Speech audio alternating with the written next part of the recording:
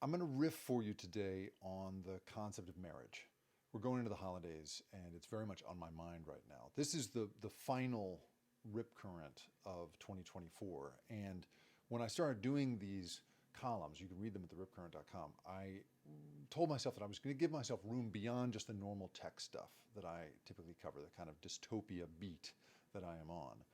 And one subject that really has me by the throat these days is the reshaping of marriage in the United States and around the world, especially as we come to grips with things like the horrors hidden behind otherwise traditional marriages, otherwise seemingly happy marriages, right? If you've seen the headlines out of France, whoa, you know what I'm talking about. And the happiness hidden behind unorthodox unions. I mean, if you look at the statistics out of Norway, where people stay together and are very, very happy, even though the marriage rate is actually very low, that's an example of it. So I like to believe that we are at the beginning of a very important reinvention of the whole concept of marriage. Now, I'm thinking about this right now because we're going into a couple of holiday weeks in which we're going to spend a lot of time with our various families.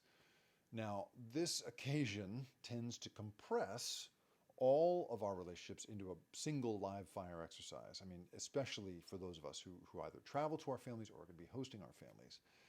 Every relationship is tested. I mean, you are sent back to a part of your life that you left behind a lot of the time, right? You got to know, you got to sort of test yourself.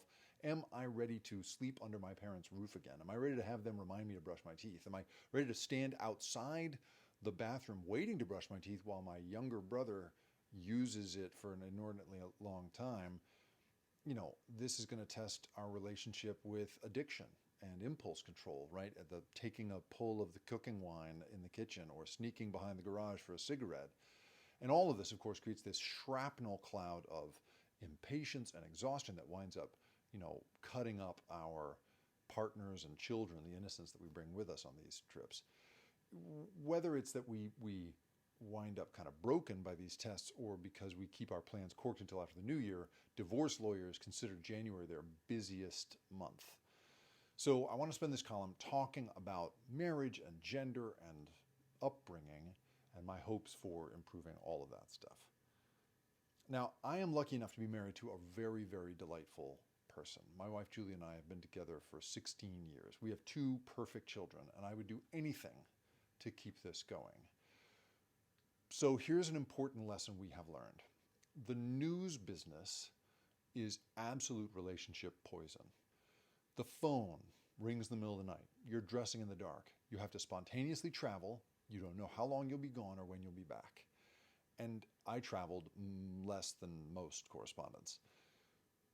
The person left behind, in this case my wife, experiences a special kind of surprise hell in the process. And in my first months working at Al Jazeera and then at NBC News, I went around trying to sort of solve this problem. I sort of informally polled my male colleagues about their domestic responsibilities, looking for someone who could tell me how to be both a news professional and a father and partner. The straight married men, with only a handful of exceptions, were either in a deeply unequal relationship in which the wife did almost everything, or they were about to be divorced or were already divorced. A few new fathers were out there, right, and they hoped to do better, but they weren't really of any use to me in this quest. So the field of possible mentors around being in news and being a husband and father were very thin. So the female colleagues I approached, however, somehow were doing it all. They seemed to carry the bulk of domestic responsibilities, even while acting as a correspondent, a field producer, an anchor. One colleague of mine, as we were driving through the flames of a wildfire, was on the phone booking doctor's appointments for her kids. I had another producer who would FedEx frozen breast milk for her newborn child home from the shoot locations we were on. I mean, I found their ability to juggle all of this stuff absolutely astounding. But when I asked them, how do you do this? I got shrugs, or I got tears, or I got both. So my own marriage, of course, eventually reached this edge. And my daughters were probably 10 and 7. My wife was working full time. I was constantly traveling. And I remember one evening she turned to me and just sort of said, obviously exhausted, totally drained. She said, "I need help." And I said, "Well, what kind of help do you need?" And she said, "I don't know, but I need you to hear me. I need help." So I did my best. I don't remember how I went on to then find Fair Play, which is this book and card game by Eve Ronsky. Like a lot of that time, my memory of this is a blur. But I remember thinking that if I didn't find something, we as a couple were going to go under. So here's how I describe Fair Play to the many, many couples I have felt compelled to share it with. So Ronsky has put together a deck of 100 cards, each of them representing a category of either logistical or personal responsibility in keeping a household together. This can be logistics like weeknight dinners or home insurance and mortgage, or it can be parenting roles like difficult topics or gifts for others. 30 of these are considered grinds, and these are really important to pay attention to because they carry a heavier daily weight, and together all these cards comprise really a remarkably complete portrait of the visible and invisible burdens of running a household together. So the couple sits down and they negotiate between them for each task a minimum standard of care. So let's take laundry, for instance. Is the standard that the towels are scented and folded in thirds and arranged by color, right? Or is it just that everyone in the house needs to have at least one clean towel? What is the minimum standard of care for laundry? So once you figure that out for all 100 cards, and this takes several sessions, then the couple divides the cards between them. And here's the thing. The goal is not to divide them up for perfect 50-50 mathematical balance. The goal is to achieve psychological balance such that the cognitive load of the work feels equal. Not every task is of equal weight, and no two people doing the same task feel the same weight, right? So my wife, for instance, despises doing the dishes. I don't love doing the dishes, but I don't mind it. I do, however, really mind opening the mail. I have like a psychological allergy to that. But my wife doesn't mind that at all. So these things are different weights in our carrying of a burden, right? Now, to hold a card means you are entirely responsible for that card. You are responsible for the concept, planning, and execution of that task. You must hold that responsibility fully, such that your partner doesn't have to coach or remind you about how to do this thing. In exchange for this, you are also free to meet the minimum standard of care however you wish. In my house, we talk about there not being any backseat parenting or backseat folding or backseat cleaning. Now, you can ask for help if you run into trouble, right? If you really get stuck. But doing so is considered a pretty egregious violation, so don't do it. It's only for emergencies. Hold the card. The card is yours. The rules of this game are in some cases philosophical. One of them is all time is equal. The partner who makes more money does not get to eschew the system. Just because I earn more than my partner does not mean that, for instance, my time off is more valuable than her time off. It's a nod to the systemic gender pay gap that has been true forever and in fact has not really moved at all in the last 20 years.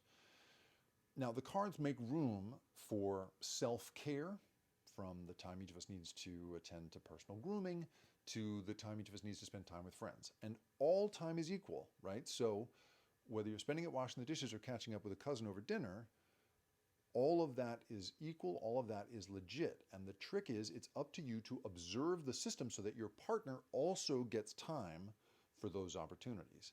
Now, no one holds any one card forever. This is important. The game requires that you sit down occasionally and redistribute the tasks so that neither of you burns out. In my house, we have recently achieved sufficient equilibrium that we mostly just trade tasks one for one. So I recently took on friendships and social media. That's a kid's card. And I handed off school lunches to my wife. And I would point out here, between you and me, school lunch is pretty simple in the beginning. It feels easy. and then it becomes a grind. It happens right after dinner. You're exhausted. Oh my gosh, it's the worst. So ultimately here, the game is cooperative. It's not competitive. You're not trying to get more time off than your partner. What you're in fact trying to do is give them time off. The object of the game, once you've divided the cards and you've established a minimum standard of care for each, is to earn your partner unicorn time. That's what they call it. It's supposed to be a period of extra bandwidth that you can put toward, a hobby or a yoga practice or a part-time degree. Once you have earned one another unicorn time, everyone is winning. You are winning the game. So if you go to the print version of this, the written version of this at theripcurrent.com, you can see how my wife and I have divided up the cards. I should point out that, I have a lot of free time on my hands after NBC News, and so I'm carrying more than I used to, and I'm carrying more than she does, but she's still working a full-time job, and so this works in our arrangement. So right now I have a total of 47 cards, and 13 of them are grinds. She's got a total of 43 cards, 11 of them are grinds. So we've explained fair play to maybe a dozen other couples. We even spent an evening once with another couple pretending that the four of us were one household and dividing up the cards that way, and it was awesome because there was a volunteer for everything. First aid kit, no problem, says the other dude. Everything was accounted for except for one card that nobody wanted, and that was thank you notes. Nobody wants to do that for some reason. So I typically get a rapt response from the wife. They are excited when they hear about this system, but a more muted response from the husband, as you might expect. I have even gotten the husband occasionally coming back to me and complaining that I have created trouble by raising this whole system, to which I always say, okay, but you know what? I think there was a lot of trouble already, and this is in fact a way of surviving that trouble. Regardless, fair play winds up being this really interesting conversational catalyst for talking about gender imbalance and invisible work and the nature of marriage. But it is also, of course, a dark reflection of how poorly all this stuff can go. So fair play was profoundly useful in my marriage. But at first, I found the book and its rhetoric really irritating. It had to do with the heteronormative stereotypes that ran through the book, right? This book is written for straight women trying to salvage their marriages. And I, as a husband, was clearly not the audience. Rodsky seemed to be saying, ladies, you know how men are, before you divorce or run your husband over because he's useless, try my system. Now, my irritation was, of course, misplaced. The fact that fair play has found such an enormous audience, and a clearly desperate one, it's enjoyed enormous success as a book, as a product, as a Hulu documentary. All of this is a clear referendum on the state of gender inequality in straight marriages. There's a critique of fair play on Substack written by Zon Villines. I don't actually know if that's how you say her name. Villanus? I don't know. Zon Villines writes, I have no doubt that fair play might work well in a household with a 60-40 split where there are small differences in labor and the man really does want things to be equal. But this, she says, is not the typical household. The typical heterosexual household, it turns out, is so far from equity that a single card game is not going to help it. Why is this? Well, marriage is not only not for everyone, it never was. Invented as a way of sort of connecting families for political purposes, betrothal has really historically offered women nothing more than the possibility of physical and financial security in a very brutal world. It really wasn't until the last few centuries that anyone married for love. And even now, entering into marriage can, of course, wind up only being a new form of captivity. There's a book called All the Single Ladies by Rebecca Traister. It's very thoughtful, and it has as its thesis this notion that female independence from marriage has brought about enormous social change. And she describes marriage historically as having, quote, hustled nearly all non-enslaved women, regardless of their individual desires, ambitions, circumstances, or the quality of available matches, down a single highway toward early heterosexual marriage and motherhood. So, roughly 2 million marriages take place in the United States each year. More than 700,000 of these, by the way, are same-sex marriages. I am not qualified to speak about those or how they are going or how equality works in those arrangements. But I deeply hope they're improving on the track record of straight couples. Also, I would point out, as of 2018, the majority of same-sex couples living together were married. That's interesting. Inside the heterosexual unions, however, right, families are now on average, they're smaller, they're more manageable, more women are working, fewer men are working, and yet men continue to do far less domestic labor than women. And, hey, surprise, men are much more likely than women to report that their marriage is going well and that the chores are pretty well distributed in their house.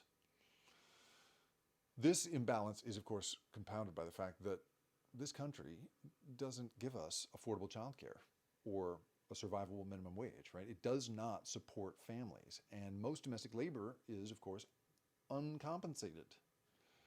One estimate puts the annual value of unpaid caregiving by women at $643 billion a year. That makes their pro bono contribution to the economy, get this, as valuable as the market value of the semiconductor industry. Think about that. Meanwhile, there's this pipeline, right, of trad wife influencers and MAGA fantasies, which has some public figures, including J.D. Vance, the vice president-elect, openly suggesting that the single highway of marriage that Traster talks about is the most appropriate path for a woman today. And by the way, in 2023, the wage gap between men and women went the wrong way after being stuck in place for decades. It actually widened for the first time since 2003. Now, anecdotally, according to Rodsky, the typical household is pretty ghastly. She draws on story after story of these endlessly useless men who cannot be entrusted to make and keep an appointment for their children unassisted, or, men whose wives pack their luggage for vacation, men who call their wives on this, on a rare getaway, a woman's only getaway, to ask where the diapers are, right? That kind of stuff. She is sort of cynical, but I would say pretty smart in that she doesn't actually describe these guys as idiots or louts the way my parents might. She insists on referring to them as good guys kind of led astray, which is, it reminds me of the kind of tone you take with a friend who's complaining about their spouse and obviously has married the wrong person, but you can't say that out loud to them or they will lose it and kick you out of the car. So I know the kinds of men that Rodsky describes. I like to think that I don't have any of them as close friends. I try to keep them at a distance, but I recognize this. And her book helps me understand that while I assumed that the spectrum of household division of labor ranged from, well-intentioned but lacking to perfect, it turns out it actually ranges from nightmare to barely acceptable. Fair play, even though it lacks some things, is it's telling us how far we have to go. Now, one of the reasons that I have been so naive about the state of marriage and the division of household labor is I come by that naivete pretty honestly. My mom was a primary care nurse practitioner, an RN, who went on to become an academic, and she co-founded a nursing school. She was working and, was out of the house all the time, cranking, grinding. She woke up before any of us. She commuted long distances. She returned just in time to eat dinner together. My father, however, these two were married 54 years. He was a freelance writer and historian. And as a result, he was a stay-at-home dad, which was pretty radical stuff when I was born in 1974. He saw my sister and me off to school each morning. He picked us up. He was the one making dinner. He was the one telling us to set the table, right, as my mom walked in the door. And my dad remembers trying to make conversation with the other mothers at the playground when I was a toddler and getting this kind of worried once-over because he's in a beard and sandals and there's no other dudes bringing their kids to the playground. But he persevered. And as a result, I grew up assuming it was normal for one's father to cook, grocery shop, run bath time, function as the domestic center of the household. From an early age, I associated fatherhood with, pasta sauce and tender counsel and solace for scraped knees. My relationship with my mom was close and loving, but it was a more adult kind of relationship based on intellectual observation and shared humor. She taught me, by example and through conversation, these big, abstract, important lessons about patriarchy and feminism and autonomy. But the intimacy of that early child-parent connection, that was my dad's territory. I remember, and I'm ashamed of this, being asked, we drove into the driveway after a pizza outing, and my dad asked me, I was very young, who I'd rather have bath time with. And I immediately said my dad. And I saw my mom's face fall. I remember this. I've since learned you don't ask that kind of question of a kid. You don't put them anybody in that position. But my parents were in their 20s at the time. Happily, my relationship with my mom hit its stride, but it didn't really do it fully, I would say, until I was older. It's a dynamic I've heard many people describe about their own fathers. And my dad, like so many mothers before him, had some trouble disconnecting from me, in high school and then in college. And I had some trouble disconnecting from him. I'll be curious, by the way, to hear what my sister has to say about this. Does she recognize this or not? I don't know. I'll find out. Anyway, it was a traditional family, but kind of in reverse. And I believe for years that this arrangement was typical, that somewhere out there must be other stay-at-home dads like mine, even though I more or less never encountered one. I remember the strangeness of heading home after school with friends and encountering their moms, there to like give snacks and debrief. And I think to myself, why isn't this mom at work? What's she doing here? I remember accompanying a friend on a outing with his family to a musical and seeing his father's clear discomfort and unfamiliarity with the chaos of driving a car full of kids. He just didn't know how to do that. And I remember time and again having to explain to my own friends why my dad was home every day at 2:45 when we walked in the door. He's an author. Yeah, he works from home. Yes, it's always been this way. So it wasn't really until I became a father myself that I truly realized how unusual this had all been. And I realized it mostly because my own circumstances did not offer me the same role. My father had broken new ground. He was truly revolutionary. I was not. I was much more of a sort of a reversion to the past. I had jobs as a magazine editor and then as a television correspondent that made me a totally unreliable domestic partner, prone to unexpected travel. It wore on my wife in all kinds of painful ways, and it produced in me a resentment that I think it took me years to investigate properly. I was disappointed with how rarely I was able to be around to pick up my kids from school or otherwise be present in the ways that my dad had been. And my wife, when she complained about her domestic workload, absolutely rightly, I would give it back to her that I was complaining that I couldn't, I was complaining that she couldn't see how badly I wanted things to be different. She was stuck. She was quite stuck. So I will say when I was present, and my wife would confirm this, I've checked with her, I carried a pretty equal load. I made most of the dinners. I handled doctor's appointments. I cruise directed the kids' weekends. That was sort of my job. And I liked it. I held a bunch of cards when I was around. And I like to think that in spite of my long absences, I have been a pretty good and constant father. But last minute travel was the true killer in my relationship. I would get calls at all hours, right? Get on a plane right now. And going out the door meant that way that I was basically dumping all of the fair play cards on my wife, blowing all chances for her to achieve any sort of unicorn time. So the system wasn't perfect for us. I mean, fair play didn't actually solve our problem. It clearly didn't account for a family in which one partner was spontaneously vaporized for days or weeks at a time, right? It really only helped to serve to help us understand better that the pattern we were in was not sustainable. I will say, I think if NBC News had not let me go this year, I may very well have had to leave that job anyway just to keep my family together. So it's only now that I'm no longer responding to breaking news that fair play works for us. It's in this new professional phase that I am in where, I write essays like this one from home. Our marriage, as a result, returned to a much more balanced place, and I've become a much more reliable partner. I hope that the lessons of this phase will follow me into the next, which will be I'm sure, much less healthy phase when I take some new job.